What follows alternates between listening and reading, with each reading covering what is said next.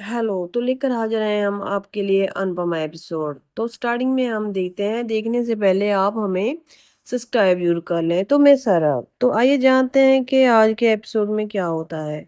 आप देख रहे हो अनुपमा के पास कोठारी हाउस से बात आती है, वहां पर उसके पास राघव भी होता है। अनुपमा से आकर वो कहती हैं कि आपने आर्यन को क्यों नहीं रोका, वो माही के साथ शादी कभी भी नहीं करेगा, वो हमारी मर्जी के खिलाफ आर्यन जाकर माही से शादी नहीं करेगा। आपकी पहले ही एक बेटी को झेल रहे हैं हम, तो एक दूसरी बेटी को और भेजने की तैयारी में हैं आप। तो वो बहुत ही अनुपमा को बुरा बुरा सुनाते हैं। तो अनुपमा कहती है कि मैं आपसे बात करने ही वाली थी, लेकिन तब तक आपका फोन आ गया था। तो मैं आपको यही समझाती हूँ कि बच्चों को इतना परेशान मत कीजिए, ताकि वो कोई और खुद का फैसला ले लें और भाग कर जाकर शादी कर लें। तो अनुपमा भी उनको कहती है कि आप थोड़ा उन बच्चों को टाइम दीजिए, मगर माँ कहाँ सुनती है। माँ कहती है कि अपनी बेटी को संभालिए, मैं अपने बेटे आर्यन को संभाल लूंगी, उसको समझा लूंगी। पता नहीं हमारे लड़कों को तुम्हारी लड़कियों में क्या दिखता है, जो सिर्फ शाह हाउस की लड़कियों के साथ ही शादी करना पसंद करते हैं। और माँ कहती है कि मैं आज तुमको वार्निंग देकर जा रही हूँ, नहीं तो तुम्हारी बेटी राही भी तुम्हारे घर में वापस भेज दूंगी, उसको भी नहीं रखूंगी।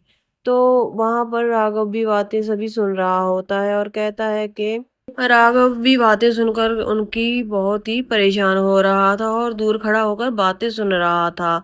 और अनुपमा बा के सामने हाथ जोड़ती है और कहती है अभी के लिए आप जहाँ से जाइए, मैं समझा दूंगी। तो राघव आकर कहता है जो पहले नहीं समझी अब क्या समझेंगी।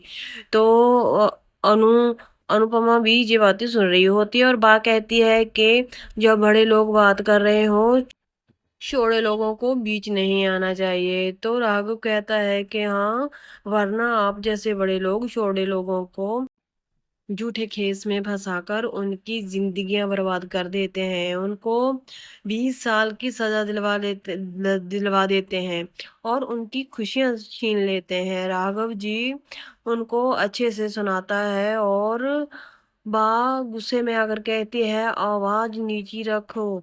तो राघव जी कहता है अभी आवाज ऊंची कहाँ की है वसुंधरा कोठारी। तो दोनों में बहस हो जाती है और अनुपमा राघव जी को शांत करवाने की कोशिश करती है। और राघव कहता है कि हाँ, इतना तो बता दीजिए कि पंखुड़ी कैसी है, मगर बा कुछ नहीं बोलती और वहां से चली जाती हैं।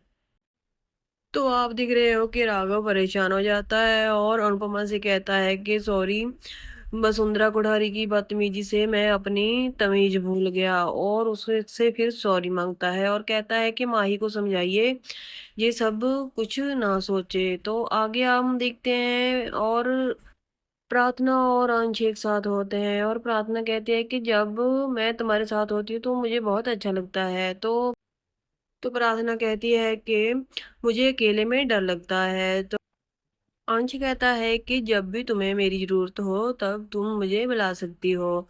तो प्रार्थना कहती है कि मुझे मैनेजमेंट की पढ़ाई आगे कंटिन्यू करनी है। तो अंश कहता है ये तो बहुत ही अच्छा है, तुम मैनेजमेंट की पढ़ाई अपनी आगे बढ़ा रही हो। तो प्रार्थना कहती है कि मुझे सोच समझ कर घर बैठना अच्छा नहीं लगता, मैं भी कुछ करना चाहती हूँ। तो वो दोनों बातें कर रहे होते हैं और अंश कह रहा होता है कि तुम मेरे घर तक आई गई हो तो चलो अंदर भी चलो, अनुमा से मिल लो। तो प्रार्थना हाँ कर देती है अनुमा से मिलने के लिए। वो गाड़ी वहां पर रोक लेती है और बाहर आ जाती है। तो सामने अनुमा खड़ी होती है और कहती है कि अरे प्रार्थना, तुम बहुत खुश होती है, और उसे अंदर लेकर जाती है।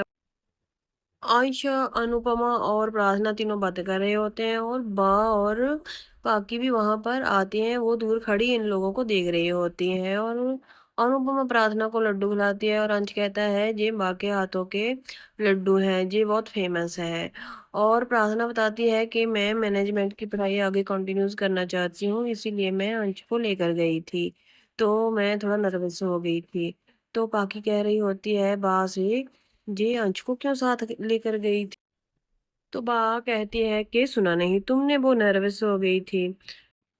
बाकी कहती है कि अगर नर्वस हो रही थी तो अपने पति को लेकर जाती, इसे क्यों साथ लेकर गई। तो अंश और प्रार्थना वहां पर खड़े हो जाते हैं और प्रार्थना कहती है कि मुझे अब घर जाना है तो मैं चलती हूँ। तो वही बार वह कहती है कि कल को यही पता चलेगा कि अंश और प्रार्थना का भी कोई चक्कर है। तो बाकी और वह एक दूसरे की ओर देखती हैं और कहती हैं कि इसका पति सांड की तरह हमें सींग मारेगा और हमारा सर्वनाश कर देगा। बा और बाकी आपस में बातें करती हैं और तरह-तरह की बातें बना रही होती हैं और अंश और अनुपमा वहाँ पर उसके पास आते हैं और बा कहती है कि कुठारिस की बेटी यहाँ पर क्यों आई थी? तो बा कहती है कि उसके साथ भी तुम्हारा कोई चक्कर तो नहीं चल रहा। तो अंश कहता है क्या लड़के और लड़की के बीच कोई दोस्ती नहीं हो सकती? तो बा कहती है बहुत सालों से देख रही हूँ लड़के और लड़की की दोस्ती, वनराज और काव्या के बीच में दोस्ती हुई थी, अनुपमा और अनुज के बीच में दोस्ती हुई थी और प्रेम और राही के बीच में दोस्ती हुई थी। बस ये दोस्ती ही देखती आ रही हूँ। बा उन लोगों को कहती है कि मैं आज आपको ओल्ड फैशन लगूंगी, लगती है तो लगने दो। और वो मैं एक बात और कहती हूँ कि पेट्रोल और चिंगारी में दोस्ती नहीं होती, आग ही लगेगी आग। और अंश कहता है कि माँ जमाना बदल गया है। तो बा कहती है कि इतना भी जमाना नहीं बदला कि तू कुठारी उसकी लड़कियों को घुमाता फिरे और वो कुछ कहे भी ना। तो अनुपमा भी कहती है कि बा ये आप क्या बोल रही हो, जो भी मन में आए आप वही बोल रही हो। तो आप आगे आर्यन को देख रहे हो, आर्यन बादशाह के साथ फुटबॉल खेल रहा होता है और माही के बारे में ही सोच रहा होता है।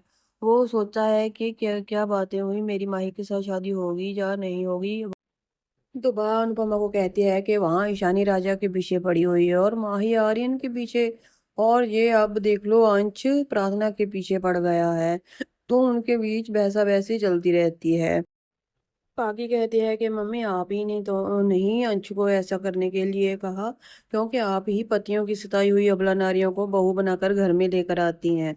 तो वहां पर अनुपमा उसे गुस्से से डांटती है और कहती है कि चुप कर। अंशु उनको बताता है कि मैं और प्रार्थना सिर्फ दोस्त हैं, दोस्त। और वो कहता है कि आप दिमाग के घोड़े दौड़ाना बंद कीजिए और गुस्से से वहां से चला जाता है। और अनुपमा कहती है कि लो उसको नाराज कर दिया। आगे हम आर्यन और राही को देखते हैं। आर्यन और राही बातें कर रहे होते हैं और आर्यन कह रहा होता है भाभी आप जो भी सोच रहे हो आप सोचते रहिए, मगर मैं शादी तो माही से ही करूंगा। माही से शादी अगर मेरी नहीं हुई तो मैं मर जाऊंगा। राही कहती है कि वो क्या सोचती है तुम्हें कुछ भी नहीं पता, वो अभी भी प्रेम से प्यार करती है। और आर्यन कहता है कि नहीं ऐसा कुछ भी नहीं है।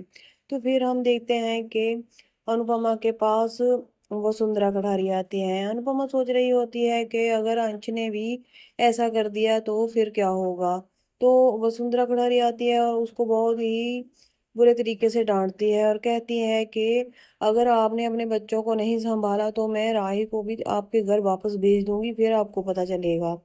और अनुपमा चुपचाप उसकी बातें सुन रही होती है और वसुंधरा कोठारी बहुत ही गुस्से में होती है। कुछ ही देर में हमें पता चलता है कि अनुपमा एक सपना देख रही है, वो जो बहुत ही डरावना सपना है उसका। और वो अंश और प्रार्थना के बारे में सोच रही होती है कि कहीं ऐसा कुछ ना कर दे। अनुपमा ये सब सोचकर इतना घबरा जाती है कि वो खुद संभल नहीं पाती और सोचती है अगर ऐसा हो गया तो क्या होगा। वो बहुत ही घबरा जाती है, अनुपमा स्ट्रेस में आ जाती है। तो आगे हम कुटारी हाउस का सीन देखते हैं कि वहां पर उनका कर्मचारी एक पोछा लगा रहा होता है और कहता है कि जी सरफ वाला पानी कहाँ डोला है, तुमने जल्दी से साफ कर दे। तो उधर से राही और प्रेम आते हैं और दोनों फिसल जाते हैं और एक दूसरे को संभालने लग जाते हैं। प्रेम सोचता है कि कितने दिन हुए हमने ठीक से बात भी नहीं की। तो एक दूसरे की नजरों में नजरें डालकर वो बहुत ही प्यार से देते हैं। और प्रेम उन कर्मचारियों को कहता है कि तुमने यहाँ साबुन का पानी क्यों फैलाया है, हम फिसल कर गिरने लगे थे। तो वहीं पर प्रेम राही को रोकता है और कहता है कि तुम मुझसे कोई बात नहीं करोगी। तो राही वहां से चले जाती है। और नेक्स्ट सीन आप देख रहे हो कि राघव और बा कुठारी हाउस में बैठे होते हैं। वहीं पर प्रार्थना आ जाती है और बा उसको डांटती है कि तुम सुबह की कहाँ गई हुई थी। तुम्हें पता है ना, दामाद जी कितने परेशान हो रहे थे तुम्हारे लिए। कम से कम जाना था तो उनको बताकर तो जाती। तो गौतम बीच में कहता है, अरे बेचारी अपने दोस्त से मिलने गई थी, है ना प्रार्थना। तो बा कहती है कि पहले तो हमने तुम्हारी दोस्त को कहीं मिलने जाने नहीं देखा तुमको। तो प्रार्थना कोई जवाब नहीं देती और कहती है कि आगे से मैं अपने दोस्त को घर में ले आऊंगी, कुछ देर रुक के बोलती है। तो बा कहती है कि जहाँ पर बैठो अपने घर वाले को जो लीचियां छील कर दो और खुद भी खाओ। और वहां पर आप देख रहे हो कि गौतम उसको टॉर्चर कर रहा है और कहता है कि तुम अंश से मिलने गई थी ना। तो वहीं पर अंश अपने घर में बैठा होता है और सोच रहा होता है कि घर वाले मेरे क्या सोच रहे हैं। ये सब कैसे सोच सकते हैं, क्या मैं ऐसा हूँ, मैं ऐसा कर सकता हूँ। मगर फिर उसके मन में आता है कि कहीं अनुमा भी तो ऐसा नहीं सोच रही। तो वो फटाफट अनुमा के पास भागता है। आगे आप देख रहे हो कि राही, मीता और कैथी जी आपस में बातें कर रहे होते हैं और वो भाषा का कोई प्रोजेक्ट बना रहे होते हैं उसके बारे में। और मीता पूछती है कि तुम्हें आर्यन और माही के बारे में पहले से ही पता था। और राही कहती है कि नहीं, मुझे पहले से नहीं पता था और रात को ही पता चला। और मीता कहती है कि वाह, उन दोनों की शादी नहीं होने देगी। तो राही कहती है कि ठीक ही है ना, उसकी शादी होनी भी नहीं चाहिए। तो कहती कहती है कि क्यों शादी क्यों नहीं होनी चाहिए, तुम्हारी और प्रेम की भी तो शादी हुई थी। मेरी भी लव मैरिज है तो सबकी हुई है, तो उनकी क्यों नहीं होनी चाहिए थी। तो राही कहती है कि मैं माही के बारे में जानती हूँ, जितना मैं जानती हूँ माही के बारे में उसके बारे में कोई नहीं जानता। तो कहती जी कहती है क्या पता है कि वो बदलेगी हो, तो अब वो वैसी ना हो। तो राही कहती है वो अब भी प्रेम से ही प्यार करती है, उसके मन में क्या है चल रहा है मैं सब कुछ जानती हूँ। मगर कहती कहती है कि मैं आर्यन का साथ दूंगी, आज तक उसके लिए कुछ नहीं कर पाई मगर अब करूंगी। जो भी होगा मैं उसके लिए करूंगी और आर्यन की माही के साथ ही शादी करवाऊंगी।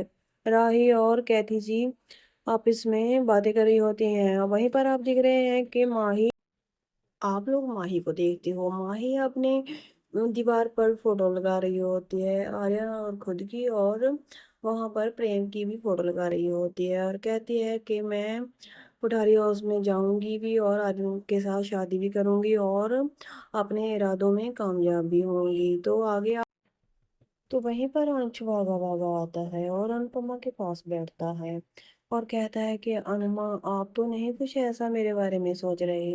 मेरे मन में ऐसा कुछ नहीं है, प्रार्थना सिर्फ मेरी दोस्त है और दोस्ती रहेगी। तो अनुपमा कहती है कि मेरे मन में कुछ भी ऐसा नहीं है, मैं तुम्हारे बारे में ऐसा कुछ सोच ही नहीं सकती। तो अंश का मन हल्का होता है और कहता है कि अनुमा, मुझे आप पर पूरा भरोसा है। और अनुमा उसको गले लगाती है और कहती है, बकुड़ा, मुझे भी तुम पर पूरा भरोसा है कि तुम ऐसा काम नहीं कर सकते हो। आप देख रहे हो कि अनुपमा की जिंदगी में उलझनों पे उलझने आ रही हैं। और आगे आप नेक्स्ट एपिसोड में देखोगे कि प्रार्थना रोती रोती शाह हाउस में आती है और सभी लोग बाहर आ जाते हैं और पूछते हैं क्या हुआ तुम्हें, तुम इस वक्त अकेली क्यों आई हो। और प्रार्थना रोती है और उनको बताती है, क्या बताती है ये देखने के लिए हमारे एपिसोड को लाइक सब्सक्राइब शेयर कर लेना, तो तभी आपके पास डेली अनुपमा एपिसोड पहुंच पाएगा। तो तब तक अपना ध्यान रखिए, अलविदा।